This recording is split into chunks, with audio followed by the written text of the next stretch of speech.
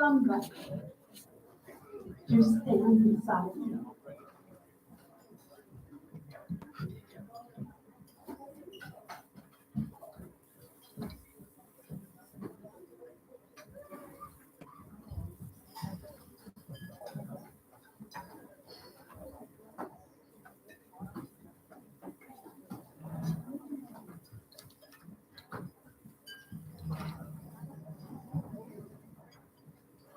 Darrel has one sister still living. She lives in Heston, Kansas, and Joanne Kilmer was not able to travel to be here today, but she wrote a memory that I'd like to share. Darrel was 8 years and 2 weeks old when I was born on January 30. We commented recently that our birthdays have been 2 weeks apart for nearly 83 years. As a means of connecting with siblings and spouses, I decided to call each one on their birthdays. This has been a special tradition for many years. I'm so grateful that I called him on his birthday this year and we were able to talk. On my recent birthday, which was January 30, the day before Dad died, I expected a call, but it didn't come that day or the next as I had hoped. When I was a very young child, Darrel would stay at home with me when our parents would go out. I remember being upset sometimes and how his very calm manner would comfort me. He was a much-loved brother. It was a bit difficult for me when Marion came into the picture, and I had to share my brother with another very special girl. I remember with some embarrassment one Christmas when I was very young. Apparently, I had not received a gift from Darrel, or at least not a satisfactory one. I pestered him until we finally went over to the general merchandise store that my father owned, and he provided me with a gift. I have no idea what it was, but it must have satisfied his pesky little sister. It has been more difficult to connect with siblings since we've lived in Kansas ever since college graduation, and our siblings are in Indiana and Ohio. A special blessing that we've had is extended time in Indiana and Ohio in the summer times living in our RV. So we were able to bring our home to them. I'm so grateful for the times we've had together.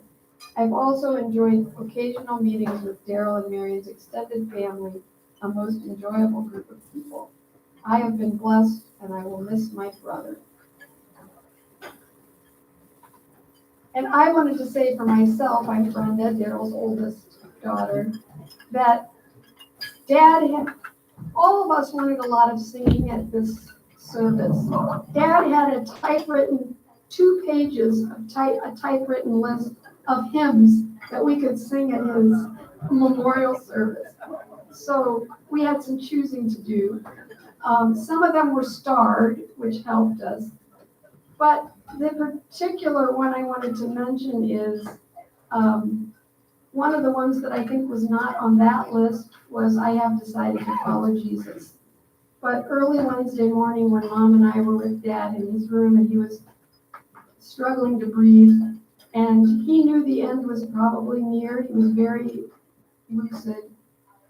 We were talking and we got the idea of singing and asked him what song he'd like us to sing. And he said, "Sing I Have Decided to Follow Jesus." So that's the particular reason why we included that song in the service today.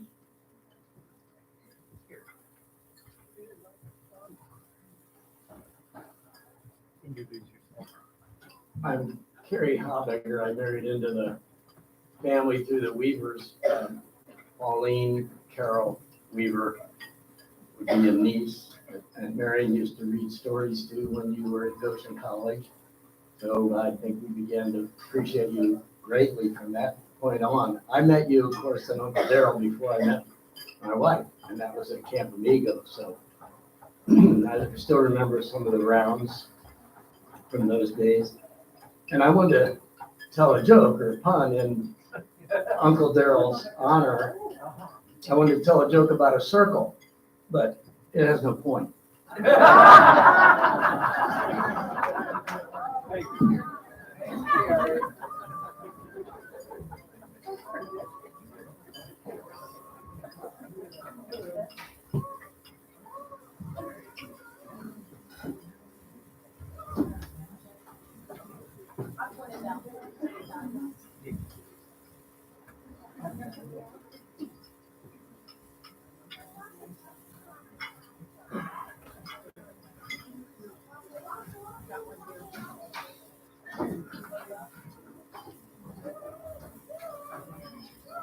Carmen Northern.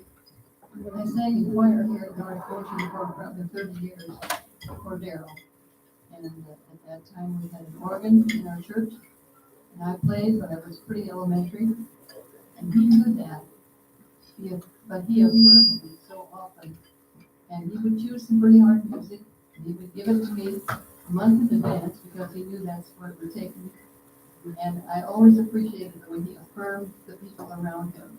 And the people at Greencroft that came to my room and to tell me about it, and just to share their stories. He would have been very pleased. One young woman who is a single mom with a 3-year-old at home trying to study to be a nurse. And she said, he listened to me. She said, he wanted to know what was going on in my life. And I just thought that's a wonderful tribute to him.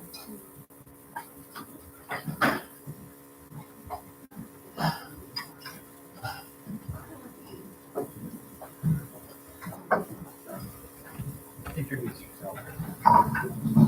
My name is Ron Chuck. My wife, Lois, and I are members here at North Goshen. We started attending when I was in college at Goshen. My Uncle Harvey was still preaching then. So that's how far back we go with Darrel. We were lucky to be in a small group with them. And every kind thing that was said about Darrel today is true. I can vouch for that. But I also want to say that the music is contagious. My son caught it. And my wife, who can sing in the choir. I can't sing. But she would bring my son to practice when he was a year and a half, 2 years old, and they were practicing the Messiah. And Darrel would get out a little box and stand on it and start singing. So my son would come home and he'd get a hymnal and come over and put it in front of me and lay the Messiah music on my knees and start directing me until I would start singing. So we got a chance to tell Darrel that, but I was wrestling with him too.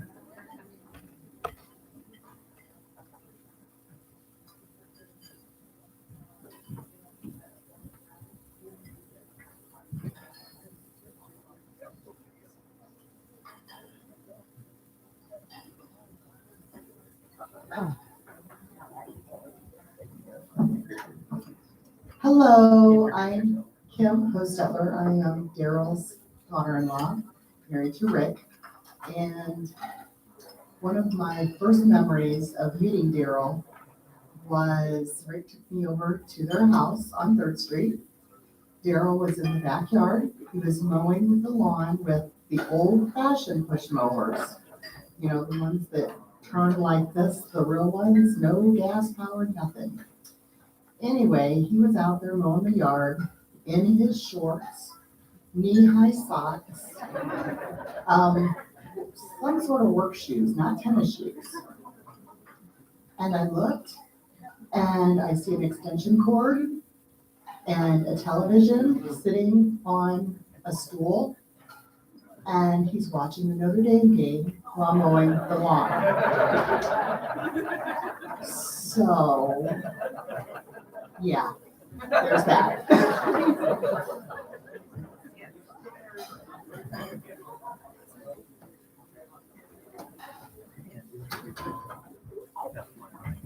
I'm Greg Hostetler, nephew of Darrel, and I have another Messiah story. We were visiting the family over New Year's Eve one time, and Darrel said, "Why don't we sit down and sing a little Messiah?" So my sister Renee sat at the piano, and we started at the beginning. I sang the first 2 solos, and then we started singing all the choruses, and I thought, when will this end? Well, about 3 hours later, we had sung the whole thing. So you think you know how much he liked to sing, but there are limits. He didn't have them.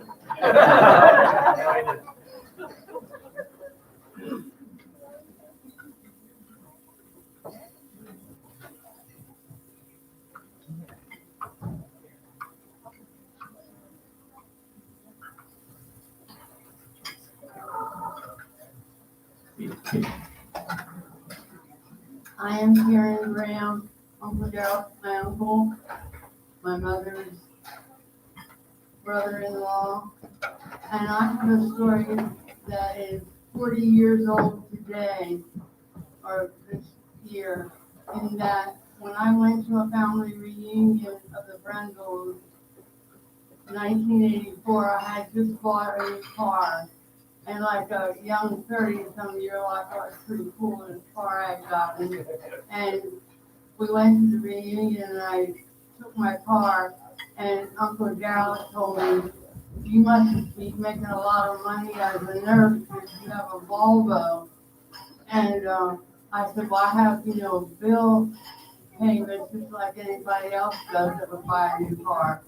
And so ever since then, this will be 40 years, we've had all kinds of stories back and forth, and that I support him because I'm this rich nurse that makes lots of money.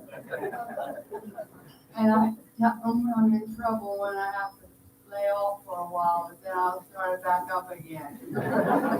And the last time that I had any interaction with him like that, my sister-in-law, Sandy Lehman, was at a conference where he was, and he gave her a penny to give to me because he wanted to make sure that I knew he was trying to help the cause.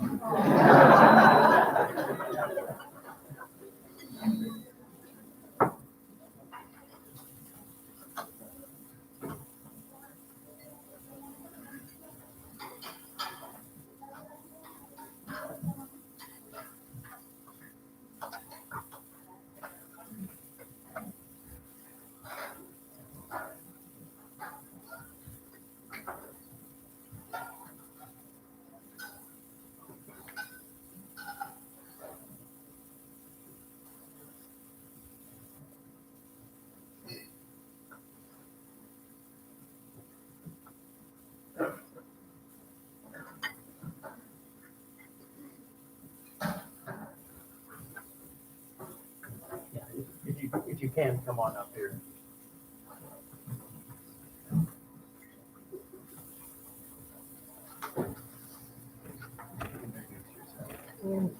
Meyer Violet.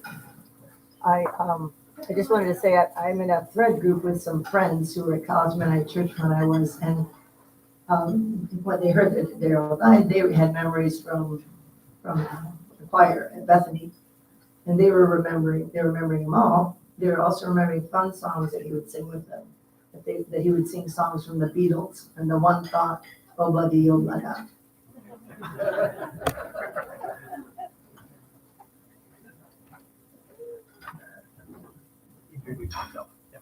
Hi, thank you. Is this on? Get it again. Or again. Helen. Yes, it's on. I'm Sherry Weaver. I am a niece by marriage. And this lovely young woman next to me is my granddaughter, Alice Weaver. When she was 2 years old, we of course had many get-togethers with Aunt Marion and Uncle Darrel. And, 2-year-old children know who's good people and who isn't. Well, I love to take her to the movies because if there was music in it, she would stand up and direct. So I took her to see Lincoln. She didn't like that as much as she'd like Les Miserables. She directed the whole way through Les Miserables. But I took her to see the movie Lincoln, and she was shy then and really clinging to me because when you're 2 years old, there's nothing but legs around you and big scary people. So we go into the movie theater, and just as we get in, suddenly she breaks away from me and runs toward Aunt Marion and Uncle Darrel, who were seated there, right where she could see them. And frankly, I was surprised that she remembered them. She not only remembered them, she was excited to see them, and it was not okay to do anything but sit right behind them. And so that's what we did during that movie.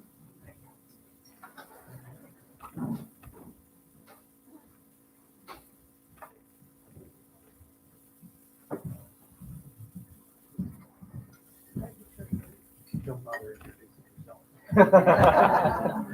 You all heard me talk already, but I'm going to do it again. Two things. First off, so I'm a professional theater director, and I do a lot of musicals. And I have a little spiel that I give before when we're working on music, and I'm there. And I tell people, I am going to conduct, but pay no attention to me because I don't know that I'm doing it. But if you're singing, the music director's over there. Pay attention to that person. They're the ones you're supposed to be paying attention to. I'm going to do this, but I don't know that I'm doing it. So it's genetic. Second thing, when my dad graduated from high school, his parents took him to buy a high school. And the jeweler, pipe up if I tell this story wrong, Mom. The jeweler said, Darrel, I want to show you something. We've got these Hamilton watches. And the name of the watch is Darrel. So my dad got a watch for his high school graduation, and he wore it every day of his life. And I have it right here. That is the watch that he got. Huh? And it's still running. It's been cleaned a couple of times, but it is still the same watch that he got as a high school graduation gift. Obviously, I told it wrong. More to the story. There's more to the story. But it's no wonder it was a good watch. Hamilton Watch Company is in Lancaster, Pennsylvania.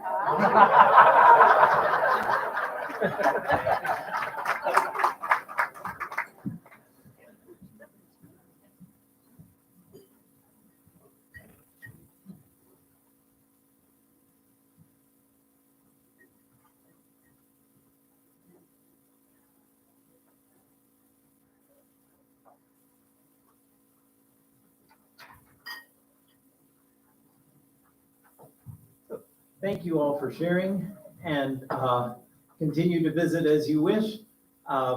Family is still around for a while. And many thanks to North Goshen and the kitchen staff for serving us.